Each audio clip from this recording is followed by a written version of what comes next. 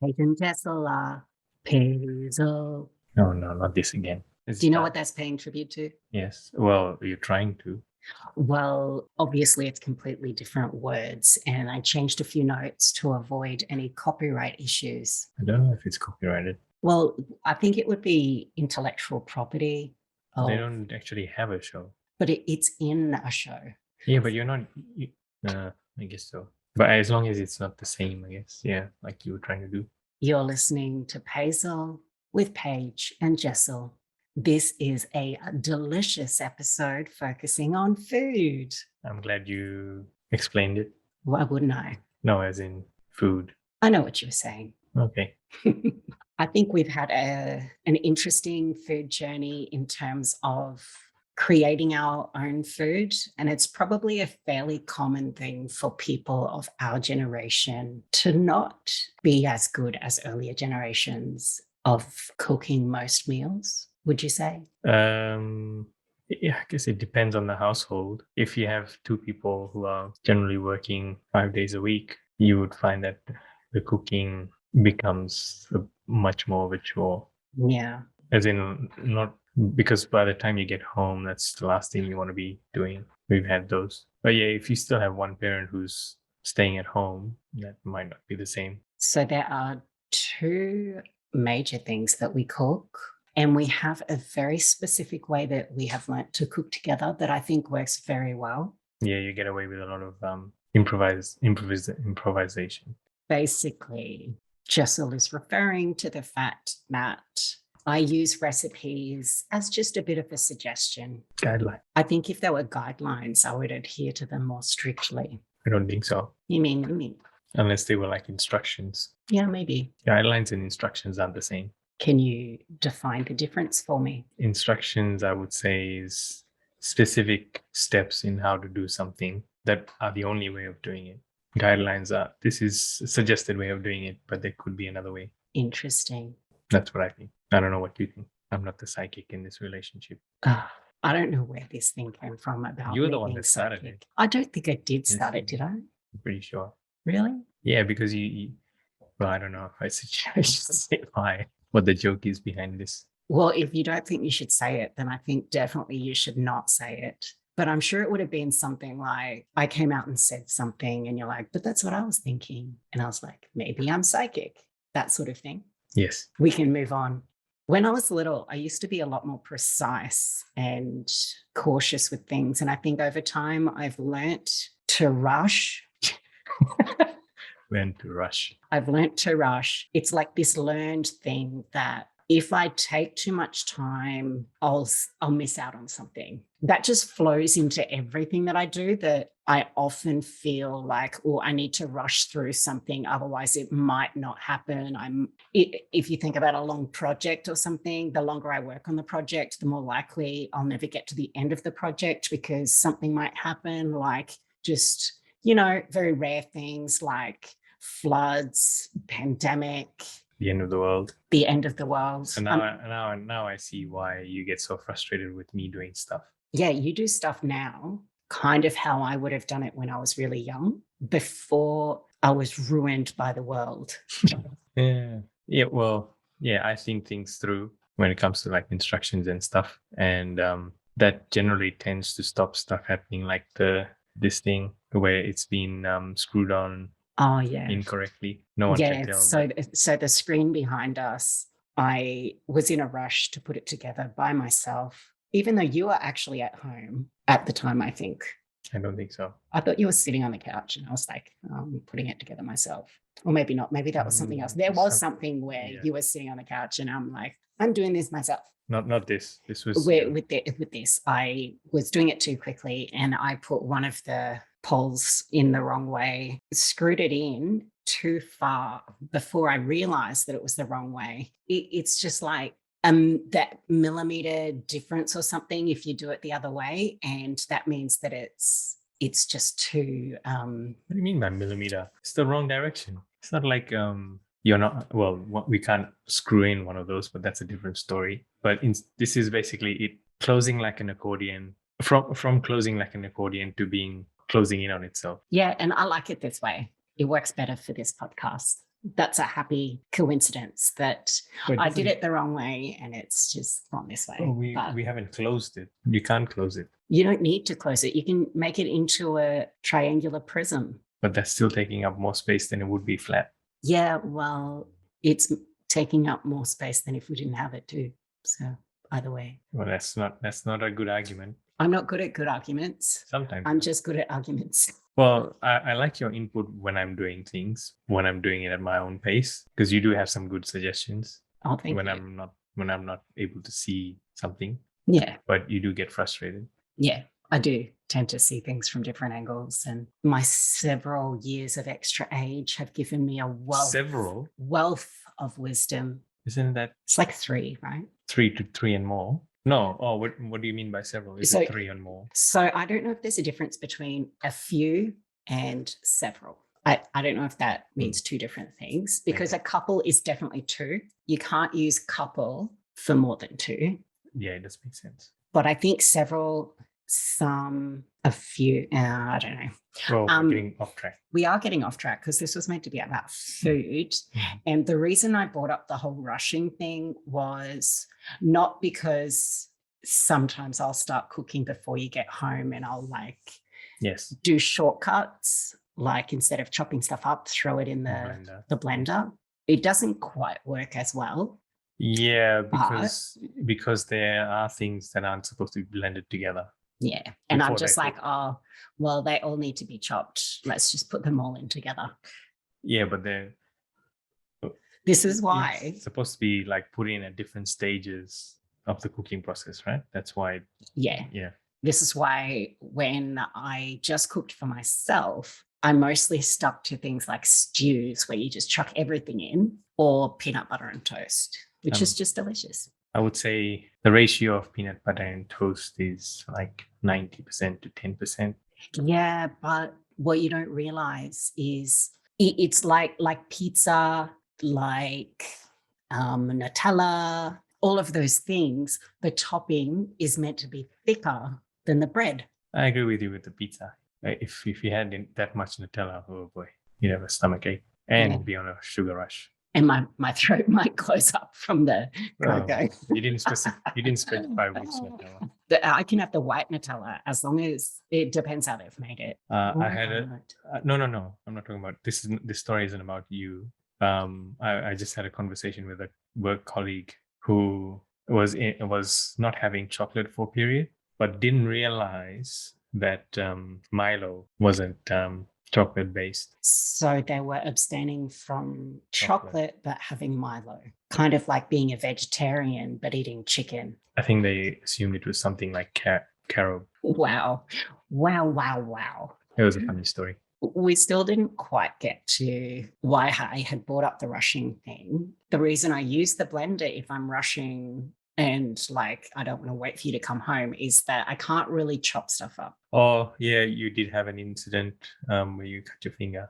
Well, while we've been in this place. I don't know how bad it was before. Yeah, I'm just, I guess I shake a little bit, just a little bit, I'm like, those dogs that are always shivering. Yeah. It's maybe it's my anxiety coming out through my hands. I don't know, but it's not a full-on tremor or anything. As soon as I really try to focus on something and particularly a knife, then that's when I'll really kind of lose a bit of control. I thought it was just more about losing focus. How you bump into things. Well, it's a bit of a physical thing and probably neurological as well, I guess. I'm no expert. Yeah. You're no expert? Yeah. On me or the other side? Okay. What you said.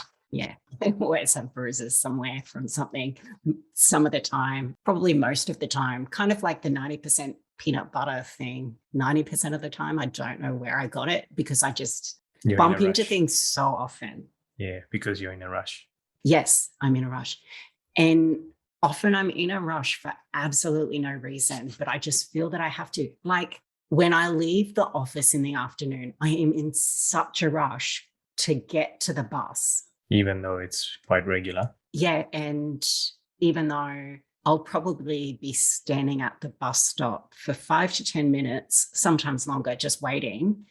But just the journey on foot from the office to the busway needs to be quick. Yeah, I mean, I walk quite quickly as well. And I think, yeah, that probably has a part to play in me not being able to use knives as well. But You're trying to rush the job. yeah, just like, oh, I need to get through this quickly. Whereas, you are very safe in the way that you use a knife. Yeah, and quite slow. Yeah, very, very, very slow. Wow. This is the first time I'm hearing about that. Well, to that extent. It has taken, I think it's almost 2 years to just work out the number of steps in a recipe that I can do while I'm waiting for Jessel to chop stuff. But it's very important that Jessel has control of the chopping. I think one thing is the knives that we use aren't as ultra sharp. Yeah, you got to push them really hard. Yeah, I mean, that's a good thing because so once you get to your skin, it's like, it's going to do some damage. What? If you're pushing a knife really hard, it's like, yeah, when it gets to your skin, it's just going to go slice. No, I don't push the knife that hard when my finger's in the way. You don't, but I would. Yeah, that's why I'm doing the chopping, isn't it? Yeah. Yeah. So sometimes the knife being not as sharp has saved me from getting a random cut. Something you might not know is that this extends to graters. I had to throw some ingredients out because part of my finger ended up, like, it was a decent little shred of skin ended up in. Yeah, right. I don't know if it was here. I've done it a few times. I know you've done it here. Yeah. Because you had a Band-Aid on it. I was like, what happened there? And you're like, oh, a greater incident. Well, you know what they say? No. Be greater than the average. Like my shirt says. Oh, well, it says be greater than average. The average. This is a NASA shirt that my friend got me when she visited NASA. Yeah, there's the NASA sign there, which I guess you don't have context for if you're listening to the audio only podcast. But coincidentally, NASA is my excuse for going so far with my snake plant collection. This is the first time hearing about it. NASA did a study with all these different plants and air quality, and snake plants in particular are very good at removing some pretty awful things from the air and also at nighttime releasing oxygen. I think there's a bit more to what they do, but for that reason, they're really good in a bedroom because of the process that they do at night that a lot of other plants don't do. It's better for nighttime air quality. That's kind of been latched onto a little bit too much by people because the study was in a very controlled environment, and it is likely that you might need, in the average home, more than 100 plants or something to have an air cleaning impact. Is that what you're that's trying to even do? Close to like an air conditioner or an air purifier? Like, it doesn't do nearly good as a job as those things. And even not where we are, but in environment, if you're not too close to like major roads and stuff, opening a window would actually do a better job. What I was saying was it is more environmentally friendly than an air conditioning unit. An added thing is that we have pretty severe sun that comes through in the morning through the bedroom window. The snake plants are like an extra little barrier between the glass that really heats up and then the blockout blind that also really heats up. We've got like several layers. And as well as that, because still some traffic noise comes through, like the more little obstacles that sound has to get through, the more dulled it is. I know you can talk about snake plants a lot, but do we want to get back on track? Yes. This has been a Plantophile podcast episode interlude.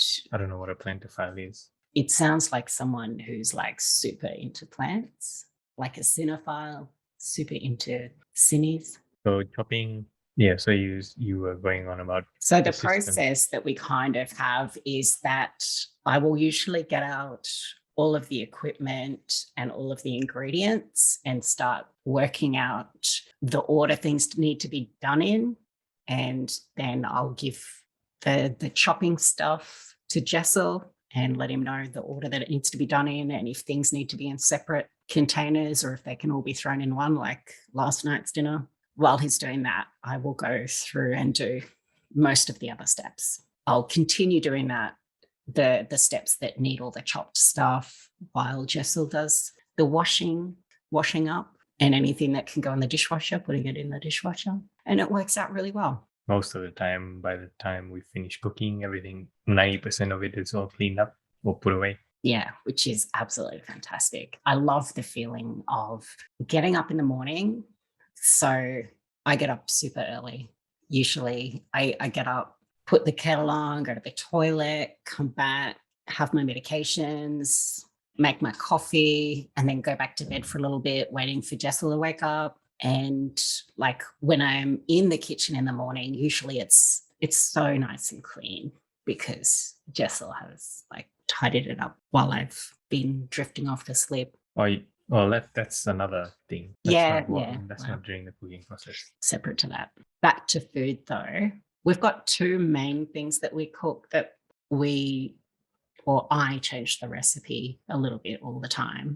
Yes, I have no input into what's happening with the recipe apart from the chopping. Well, and both of these, we've started making them entirely plant-based. So one is chicken chettinad.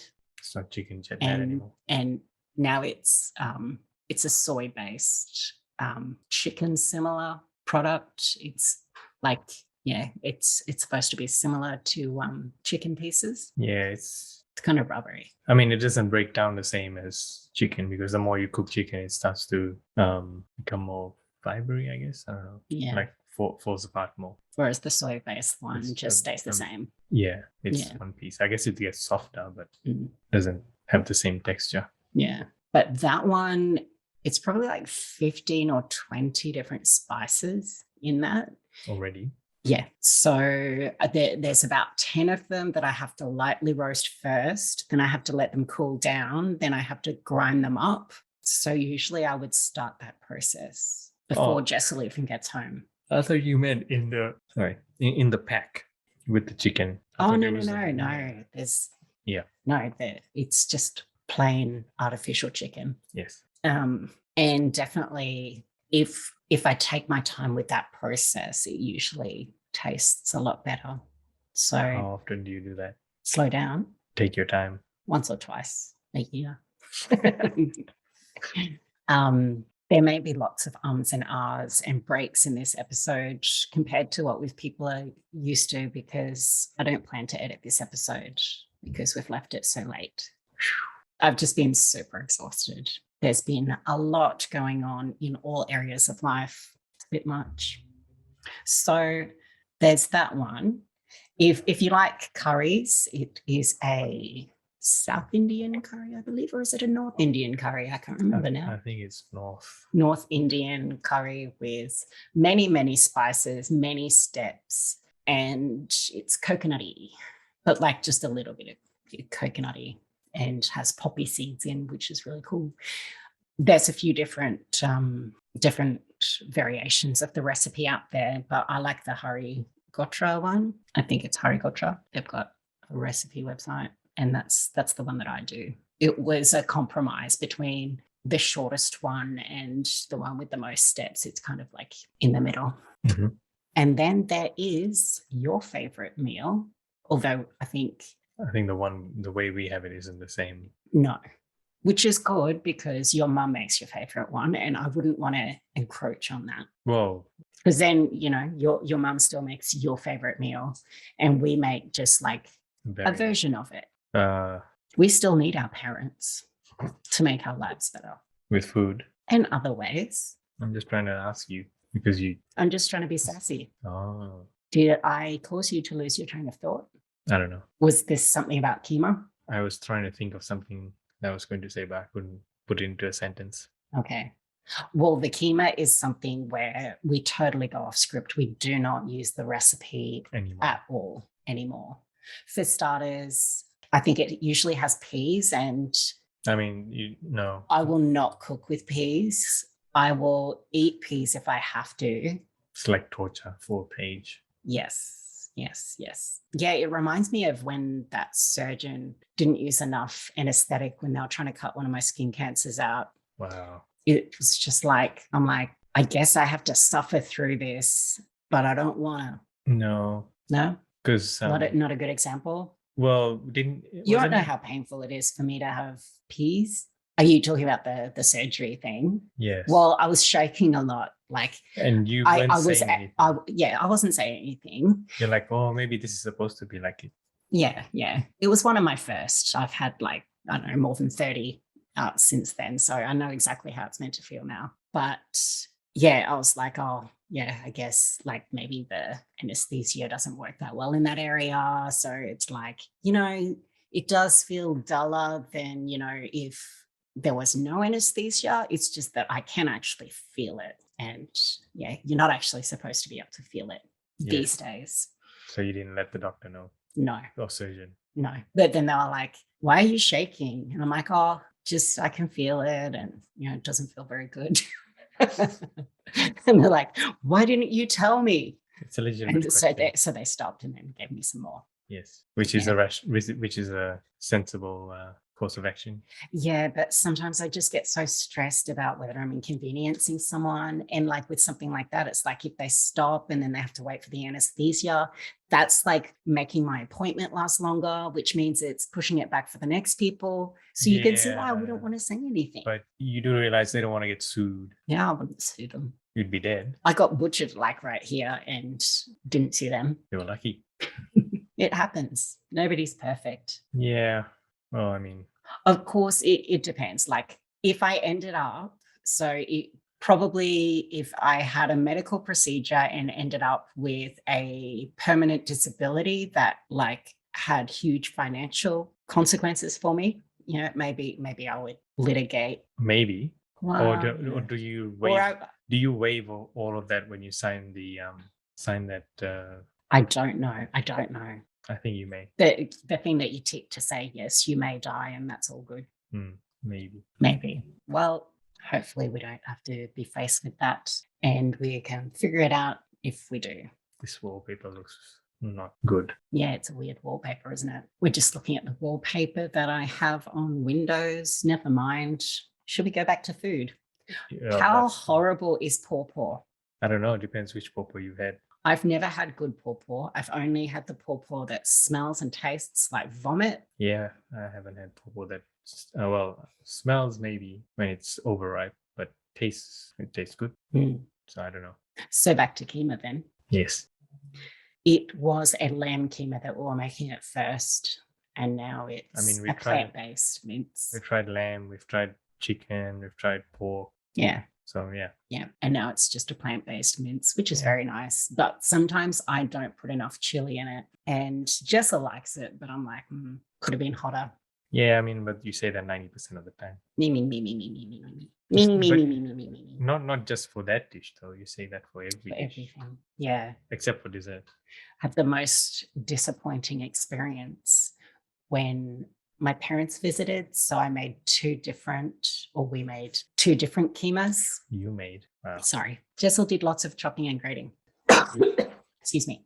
And the frustrating thing that happened was I deliberately did that. So we used the two sides of the multi-cooker so that my parents could have like a mildly flavored one and I could have my lovely hot and spicy keema. And I don't sat down and ate, and it wasn't really spicy. Yeah, I don't think they would have felt it was a bit spicy, the one that we had. Oh, you think they would have thought it was spicy? Yeah. I don't know. I'm not a good judge of. Yes, I know. That's what I've been joking about this one. I know my brother and his wife years ago visited me, and I made them a salad to go with dinner. It looked like they almost cried because it was so spicy. I'm like, what the hell did you do with the salad? I put chilies in it.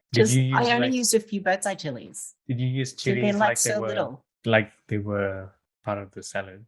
They were part of the salad. No, it's supposed to be a garnish. Like capsicum. Yeah, well, if that's what you did, then I can understand why. I liked it. Oh, well, that's a big surprise. Yeah, I know. I mean, you could have just had chili and not had anything else in the salad, Yeah. Well, and you'd be happy.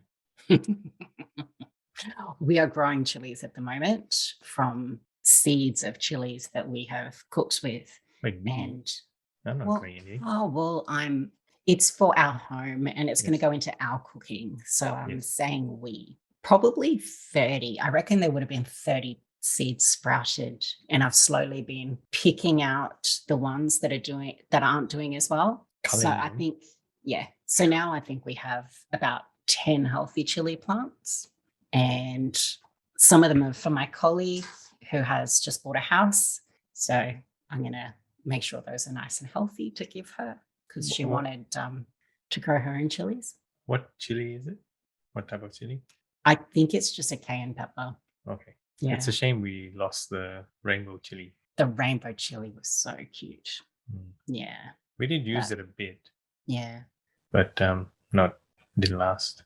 What I think we're going to have to do is just, if we can, keep those inside the house, because pests find it really easy to get up to our floor, and the things that eat pests don't seem to get up here. And unfortunately, they love chilies. So, like, chilies within a few themselves. days of pests showing up, all the leaves will be gone or wilted. It's so quick. So they like the leaves, not the chilies, because you said I think they it's love the whole chilies. heat. Well, chili plants. But do they eat the chili as well? I have no idea, because there's usually not chilies there when it happens. Oh, okay. But we also had the lilac chili for a while, and that was cool. But that fell to pests. The most successful we've been, as with most home gardeners, is tomatoes, because they grow so quickly. And die quickly. Yeah. As in, if there's something wrong, they die quickly. Yeah. So outside we've got some tomato plants that we've grown from our own tomatoes that we grew from tomatoes that we bought. So it's like several generations. Third generation. And then we've got a few eggplants, which I had to cut off all the leaves today, almost all the leaves, because they were covered in pests again. That's what happens when you get rid of the spiders. Oh, I got rid of one spider because I was scared of it coming into the house. And yes, it was doing some pest control. And now Jessel's telling everyone. Yeah. Well, technically now I'm telling everyone, whoever watches this. Yeah, which is not everyone. We don't have the hugest audience. And we don't need to. Is there anything else food related that you'd like to talk about before we abruptly end the episode? We did have a discussion about the smoothie that we were making. My argument was, so if you make a banana smoothie, you put the bananas in, you put the yogurt in, and then mix it about, and then dilute it maybe with water. But you're saying, oh, it's okay. You can put you put in, what was it? I put quite a few other things in. I put a little bit of, I put cinnamon in. Cinnamon is really lovely in a banana smoothie, and almost everywhere that you use cinnamon. Well, I agree with you. Yes. I put a little bit of honey, but not much. Yogurt. Did you say yogurt? Yes. And then I put I didn't have any issues with those things. Yes. I put a sachet of OptiSlim shake in. Which I didn't understand. It made it nice and thick and good. No, but that wasn't your point. Your point was it was to make it healthier. Yeah. Well, it has a third of your daily nutrients in those shakes. Yes, but it has other things that we've already put into the smoothie. Mm-hmm. Do you understand what I'm trying to say? Oh, I know what you're trying to say. You've told me before. No, but you are like, you're right. I am right. It was good. I mean, it tastes good. It tastes good and it was healthy. And it was a shake for one person shared by two people. So it's not like it was. That's not my point. Having two shakes worth. It's just, is it raining? No, the thing's closed. My point was, we put in stuff that added to stuff that was already in there. Like you may have had more nutrients that weren't in the smoothie, but you did add. With that, it comes with, like, I don't know if you're just watching me talk or if you're waiting for your chance to say something. Just watching you talk. Okay, because your face is going red. It's because it's quite warm in here. Is that the reason? Yeah. All right. Yeah, that was. I think that's all we have time for today. We will be back soon. Are we We doing just one next need week? to get our schedule back in order because Schedule. schedule something that's important to both of us, I think, is that we prioritize our well-being and don't sort of suffer well-being wise just to make sure that the podcast is going out. Especially since we don't have millions of viewers. Yeah. If we had millions of viewers and Patreon subscribers and stuff, I guess it would be a different situation because it would kind of be like a job. But at the moment, it's just project. Yeah, passion project that nobody's paying us for. Well, I get paid with love. Okay. See you next time.